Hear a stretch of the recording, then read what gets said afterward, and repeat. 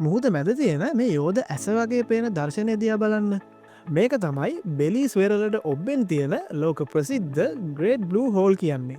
මීට 124ක් ගැඹුරු කිලෝමීට භාගයක් විතර පළල මේක ඇත්තටම දිය යට තියෙන යෝධ ගුහාවක්. පුදුම දේ කියන්නේ මේක හැදිලා තියෙන්නේ මුහුද යට නෙවෙයි. අවුරුදු දහස් ගානකට කලින් මේක තිබිලා තියෙන්නේ ගොඩබිම තිබුණ හුණුගල් ගුහාවක් විදිහට. අයිස් යුග ඉවර වෙලා මුහුදු මට්ටම වැඩි වුණාම තමයි මේක වතුරෙන් යට වෙලා තියෙන්නේ. අදටත් මේක ඇතුලේ අතීතයේ ගොඩබිම තිබුණු බවට සාක්ෂි විදිහට දැවැන්ත හුණුගල් ටැම් දකින්න පුළුවන්. කිමිදුම්කරුවන්ට නම් මේක පාරාදීසයක් වගේ. වතුර යටදී බුල්ෂාක් වගේ මෝරුන්ව ළඟින්ම දකින්න පුළුවන්. හැබැයි මේක පතුලට යන එක හිතන තරම් ලස්සන නෑ. මීට 90ක් විතර යටට ගියාම එතන තියෙන්නේ ඩෙඩ් සෝන් එකක්. එතන වතුරේ ඔක්සිජන් නෑ.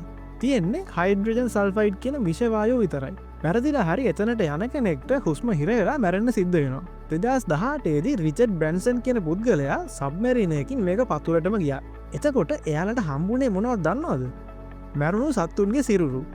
ඒ විතරක් නෙවෙයි, ප්ලාස්ටික් බෝතල් විශාල ප්‍රමාණයකුත් මේගොල්ලන්ට හම්බෙලා තියෙනවා. ලෝකයේ ලස්සනම තැනක් වුණත් මේක මිනිස්සුන්ගේ පරිසර විනාශය ගැන ලොකු අනතුරු ඇඟවීමක් කරන තැනක්.